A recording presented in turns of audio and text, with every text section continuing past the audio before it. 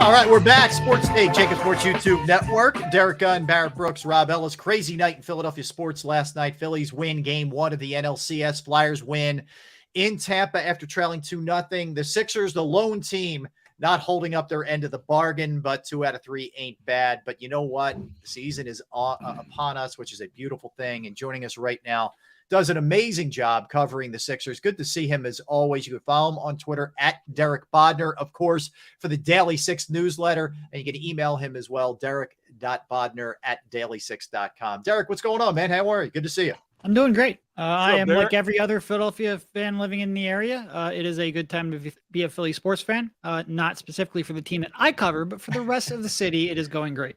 I need an honest answer, Derek, okay? I know you are how dialed in you are on everything Sixers. How much dedication? What was the setup last night to sneak a little Phillies in? What was going on? Oh, there wasn't a little Phillies snuck in. I had both games going at the same time. I have a 3-monitor setup here, so I had both games on a different screen. Was I watching more of the Sixers? Yeah, I would say through at least the first 3 quarters, I was watching more of the Sixers. But I was watching my fair share of Phillies too. It's nice that, we have a opportunity to go back and rewatch that Sixers game so I could experience a little more of the Phillies live than I normally would. But yes, I was very dialed in to what the Phillies were doing for sure. I appreciate the honesty, man. That's a beautiful thing. And the cat is back for another year. Cat's in for the, yep. Yes. She'll always be here. Yes. I hate to say this, but I think the cat is a camera hog. I'm just throwing it out there. She is.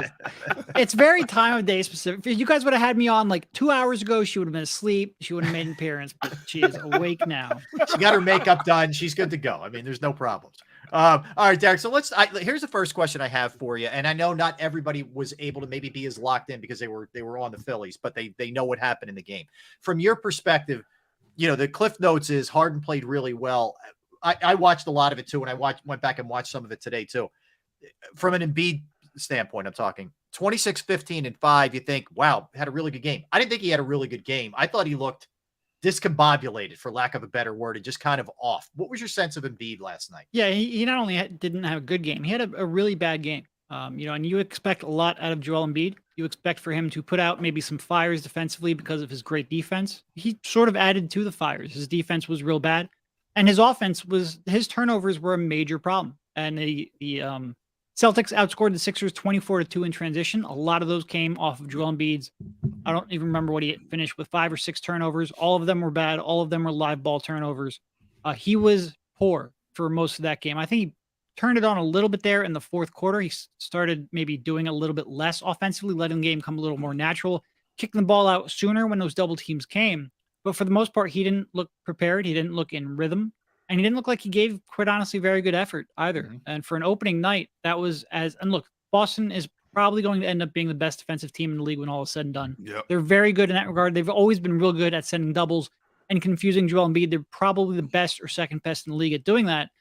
So you understand. But if you're talking about, I wrote the other day, I said, I think they're going to win 56 games, best record in East. Joel Embiid's going to be MVP. I predicted all of that. But I think they're probably maybe the third highest chance odd team of coming out of the East. And that's because a lot of what they do, when you start talking about going up against the top 5 defenses, it gets a lot harder. Mm-hmm. I do think you saw some of that last night.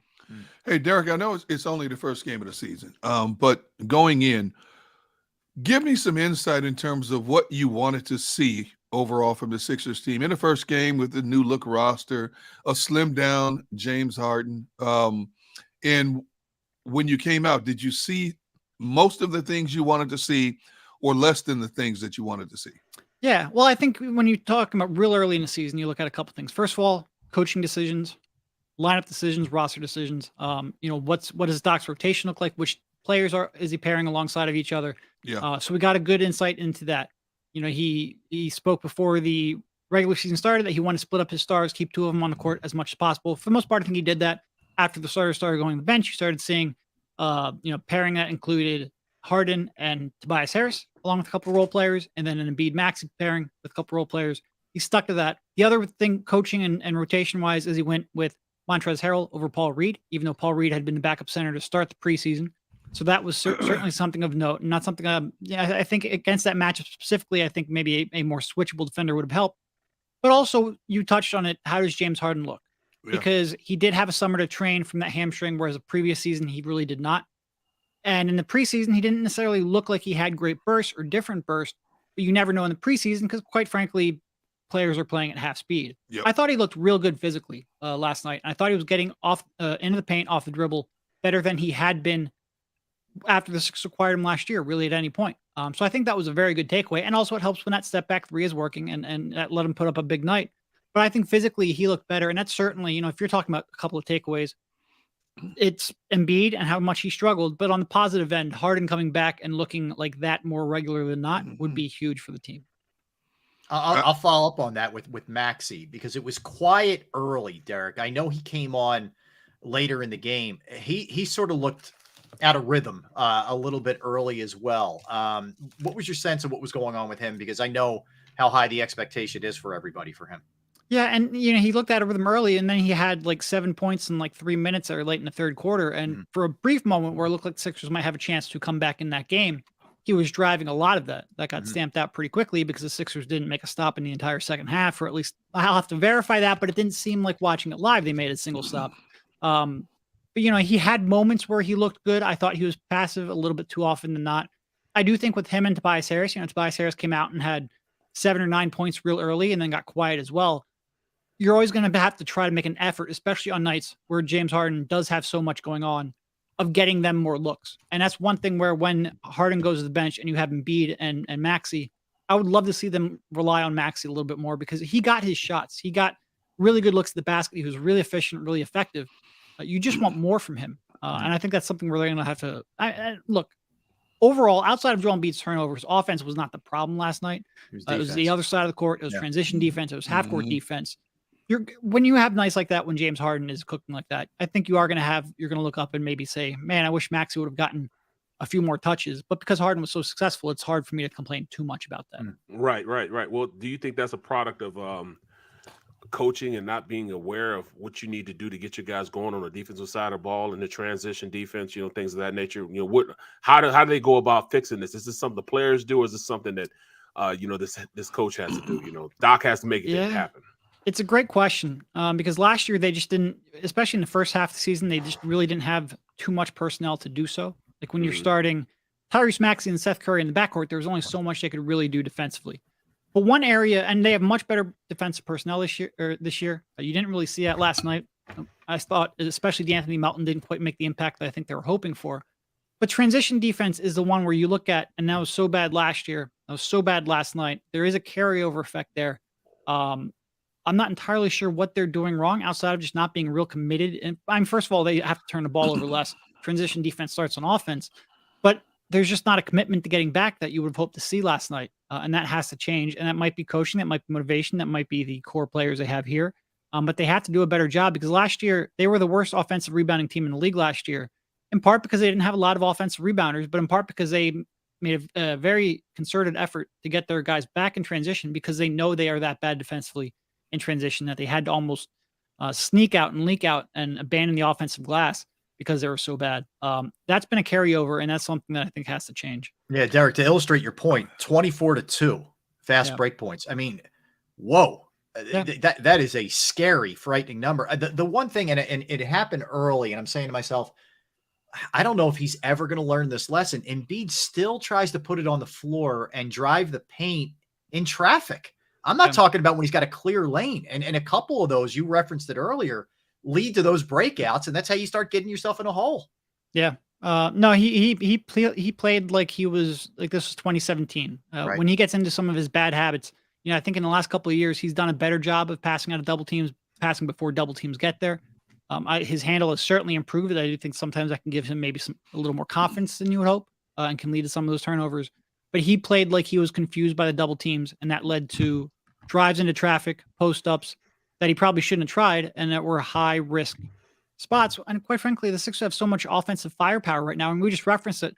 James Harden played great. Tyrese Maxey wasn't utilized enough. You have so much offensive firepower around him. He doesn't need to force it like he did maybe 2 or 3 years ago. And he's certainly got to do better. He's just got to be better. Hey, Derek, my next question is kind of jokingly, but a serious tone behind it as well.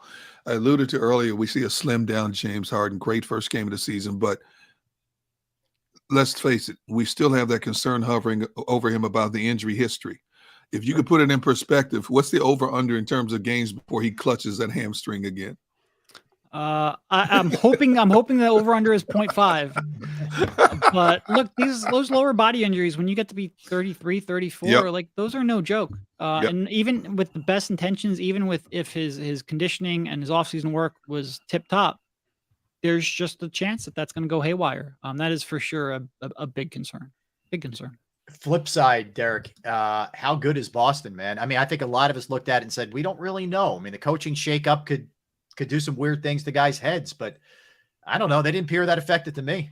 No, they didn't. You start off, they were, again, I think the best defensive team last year. I expect them to be the best defensive team this year. They added a real key half-court contributor, Malcolm Brogdon. He played well. He doesn't have to try to do too much, and he's going to be a real effective option for them. They are and if you look at where they were midseason last year compared to now, in terms of their offensive attack, their ball movement, the way that they are able to control a game. I mean, Joel Embiid made a joke halfway through the season last year where they played Boston on one night and then Charlotte the next. And he said, hey, these Hornets were way tougher to guard because all Boston does is try to ISO you all game long. They've grown so much in their offensive attack. They are a very good team. I think they are the best team right now in the Eastern Conference. You know, I do think there is a little bit of uncertainty with the coaching change, but it certainly didn't show up last night. But in terms of roster, I think they are the best. I think the Sixers, the way I phrase it, I think the Sixers have as much theoretical upside as Boston and Milwaukee. But I think Boston and Milwaukee, there's a higher probability they will reach that upside. And I think Boston is outside of the coaching, which again, caveat, I think Boston has the highest chance. I think they're just the safest team. They're the best two-way team out of the group. Yeah, you look at them. I agree. They played 100%. well, man. Brown and Tatum, they're going to give you a good 30 every night. Yeah, as far I as gave you 70 last night. Yeah, right. Yeah. Yeah, but when you look at this team, we don't talk much about it. But how can we get a guy like Tobias Harris more involved with everything? I think Tobias is still, they were talking about him being one of the big three, but now he's almost an afterthought now. I mean, I saw a lot from him last year in the playoffs where he did step it up as far as defensively, a little bit in scoring. What do you see from Tobias Harris this year in his production? Yeah, I mean, it's tough because on the one hand, he's probably the one who's going to sacrifice the most. Tyrese Maxey is just such an up-and-coming scorer, and he's made so much progress, and he's so dangerous with the ball in his hand that you can't really take it out of him too much. We all sort of agree he had the ball too little last night. And James Harden's by far, and it's not even close, but by far your best passer on the team. So you need the ball in his hands, even when he's not maybe scoring a lot. You need him to get the defense in rotation and to really create scoring opportunities. So somebody has to lose touches. I think that's going to be Tobias a lot. He took 6 threes last night, which was good to see. You saw him in the preseason, maybe working on that where he would run off of pin down screens and get open on the perimeter. For him, it's going to come down to, he had a lot of opportunities last year where he's a little slow on the trigger on a lot of the perimeter shots where he has an open look and maybe his confidence isn't there or he's just not comfortable taking a 3 that quickly. I think he's been working on that. I think he's shown flashes of that. He got off 6 threes last night. 3 of them went in. I think that's going to help. But he's probably not going to be a 20-point-per-game scorer this year. I think that's just sort of the way that this team is constructed unless you miss significant injury time. And knock on wood, I think they certainly hope that doesn't happen. Derek, I got to ask you about the bench, and I'm with you. You mentioned Melton. I really love that move this offseason. I think House will help them. I think the bench is certainly better. Wasn't the case last night, but I want to ask you about somebody specifically in reading some of your stuff and your tweets. I think you and I are on the same page, but I'm curious. What do you make at this point of Matisse Thybulle? Like, what is he at this point? I mean, he is one of the 5 to 10 best defenders who's pretty much completely unplayable on offense. And this is a league in the NBA where that's tough to navigate. I mean, we saw that with Ben Simmons and the shooting there, and at least Ben Simmons had the passing to provide some value and could push the ball in transition. Matisse Thybulle really gives you nothing on offense, as close to unplayable offensively as you can be for somebody who is otherwise a very useful player. And the Sixers have more depth defensively on the wings than they had in previous years, specifically because of Daniel House and DeAnthony Melton and also PJ Tucker. So they're a little less, I'm going to say this, acknowledging that there was no perimeter defense played last night. They're a little less desperate for Matisse Thybulle's defense than they were last year, But even so, they are susceptible because House is still relatively short, because Melton is still relatively small. And your starting backcourt of Maxey and Harden is a short backcourt. They could use his side on the perimeter. There is a real concern that some of the teams with bigger wings can punish them defensively in a way that will be problematic in the playoffs. And Matisse Thybulle would help counter that. But I think they're really cognizant of the fact that, look, he would have made Jason Tatum's life more difficult last night, no doubt about it. He would have made Joel Embiid's life more difficult too. And I think there's a balancing act there when they're deeper now. I don't expect him to be out of the rotation all season. I think he'll get a crack at it, both because of injury and also because there will be nights where they need him, and you just want to give him a chance to prove himself. But I think that offense is a very real concern. Hey, Derek, picking up on what you and Rob were just talking about in terms of the bench. And again, I don't want to make too much of this because it's only the first game of the season, but you look at a Celtics bench that contributed 34 points last night, a Celtics bench that contributed just 11 points.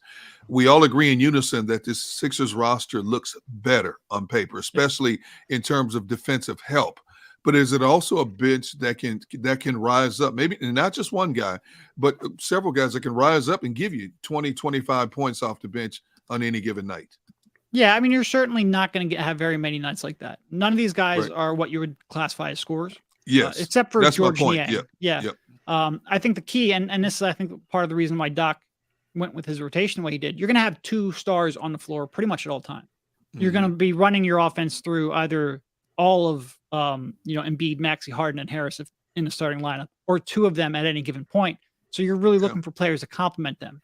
I think that's why they went with a lot of players who could both shoot from the perimeter and play acceptable to good defense. And that's what you're looking for. But if you're looking for, like, there's no prime Lou Williams on this team. That's just not anything that they really have. And I think that's okay because, again, last night was really, outside of Embiid's turnovers, that was a defensive problem the other night. It's really that House and Melton and Tucker didn't make the kind of defensive impact, and Embiid was atrocious defensively that you expected. Yeah, you bring up Tucker. I was a little disappointed in not only his defense, but he didn't really help a ton on the boards either last night, Derek. He was, I don't know, he knocked down that one corner three, but he didn't do much really on either end, I think, to impact things. No, he didn't have a great night. And that was that's a team that's really one of the major reasons why, not them specifically, but that style of play is one of the major reasons why they went out there and got him, because he can theoretically make Jason Tatum's life more difficult. He can make Jaylen Brown's life more difficult. I think most nights he will. Part of it was the Sixers were playing a real soft drop pick and roll coverage, and Tatum and Brown could just step into a mid-range jumper whenever they wanted. Part of that was because I don't think Joel Embiid was top of his game, and that makes the guy going through a screen, that makes his life much more difficult. And part of that was Tatum and Brown were just exceptionally on fire, but also he didn't have a particularly great night either. I think the activity was there, the effectiveness was not. I think he will be good for them, but it is tough because, like I said, they start the game off at a disadvantage defensively because of Maxey and Harden. So I think they're going to have to ask Tucker to do maybe more than he's accustomed to because they don't really have any other stopper in that starting lineup. Tough for a guy at that age too. Right. Yeah. It's going to be really tough. That's a big ask. Yeah. Why do you think Embiid came with the first game with this type of I'm not even going to say enthusiasm about the game. I didn't think that he had that eye of the tiger look, going into the game, even to start off. Yeah, no, I have no idea. And I wasn't up there in Boston for this one. I didn't travel for this one. I have no idea. It was a really disappointing. I don't know if it is the combination of he just didn't play a whole lot in the preseason. I don't know if it was, something went wrong and he got frustrated. I don't know if he just, I don't know. It was borderline inexcusable. It was a really bad performance from him, really bad energy. He didn't look like he was connected to the game all that much. He looked like, quite frankly, he was watching the Phillies game. And doing a double screen duty there. He was really disinterested. It was frustrating. He's excited for that Union playoff run, Derek. That's what it's in that hype video they put out with Jay Wright. Oh, my goodness. Let me ask you, last one from me, and this is more of an Eastern Conference thing than specific to the Sixers, but you mentioned a couple of the other teams. Brooklyn's a tough team for me to handicap because there's a million different variables here.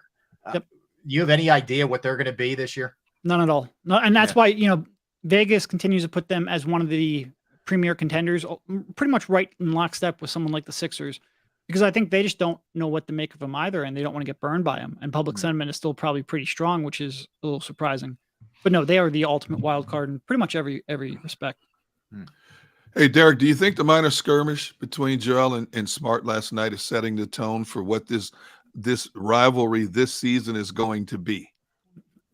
Yeah, I think no, I mean, I think those two they'll always find a reason to get into something like that.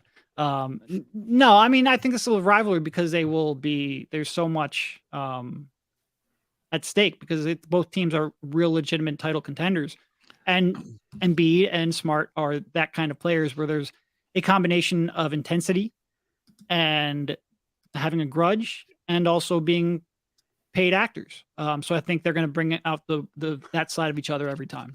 Come on, like Derek. that. I love that. need I a love that. rivalry. Well, they're paid and they're acting. Come on, Derek.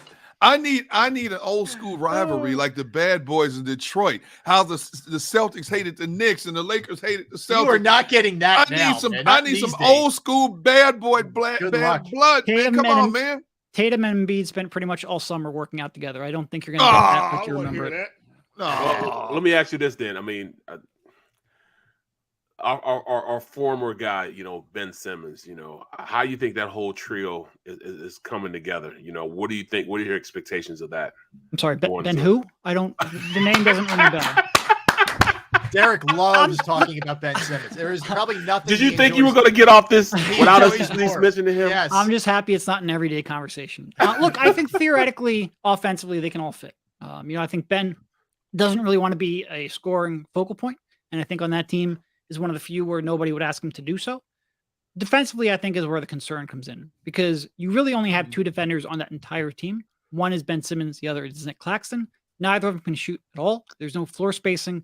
When you have the two of them on the court together, it's going to be real hard to have there's only two defenders they really can turn to try to keep them competitive. And if you can't have both of them on the court at the same time, I don't know how they're going to get any stops. Now, they might win a bunch of games 135 to 125. And I think if they don't implode, they have a chance to do that. But it's just tough for me to see them as a real legitimate title threat because they might be one of the 5 worst defensive teams in the league. All right, Derek, thanks, man. Thanks a lot, man. I appreciate you. We're looking forward to talking to you during the year, and you can follow him on Twitter at Derek Bodner NBA, and of course the Daily Six is phenomenal, man. You do an awesome job, and we appreciate you hopping on for a couple minutes today. Thank you, Derek. Appreciate it. My pleasure. Anytime. All right, take care. That's Derek Bodner.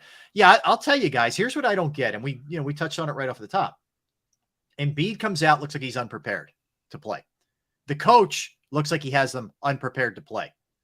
I'm sorry. I mean, you've had an entire offseason to gear up and be ready. Boston, with, a guy taking over not all that long ago, had his guys ready to play. Tatum was ready to play. Jaylen Brown was ready to play. How does this look, if you lost a hard-fought battle, 115, 114, all right, you tip your hat. Boston's really good. But, there were stretches there where the Sixers were totally lost. I don't get it.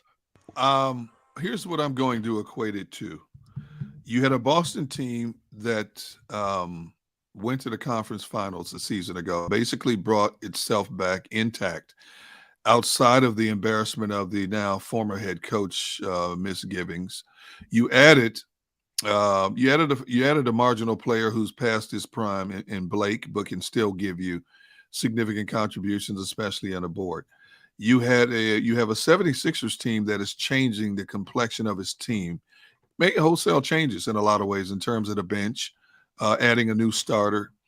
And a lot of times when you think about how many preseason games they play, 6? Yeah, 8? 5. Yeah, okay. 5-ish. So I think, it's like with football, no matter what you do in the preseason, that's not like when the real bullets start flying and people really start scheming for you. So I'm going to give credit to the fact that Boston is a team that knows each other well and they played like it compared to a 76ers team that is finding its way in terms of getting a lot of new components adjusted to each other. You have the big four and, the four, returning. Yeah. But when you're incorporating all these other guys now, it's going to take a little time for everybody to know their roles night in and night out. Yeah, I guess. I just, and yeah, you can't get crazy after one game, but there were just some things that you saw that it sort of felt like deja vu moments where it's like, did they really improve? Is this the same team? Are we fooling ourselves? Just thinking it's going to be different this year and they're ultimately a playoff team, but not good enough to get deep into the playoffs. All that kind of reared its ugly head.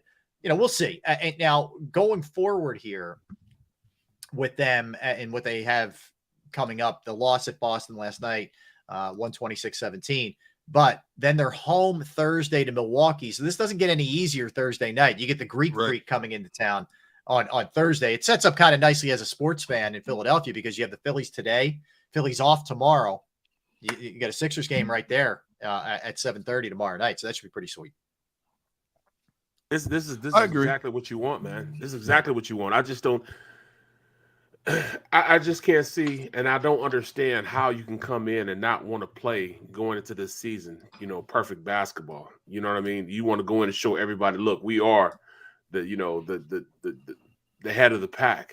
And it just goes, it showed us that, you got a rookie coach coming in and he had his guys going. It looks like they're ahead of the pack right now. Yeah. Yeah, agreed.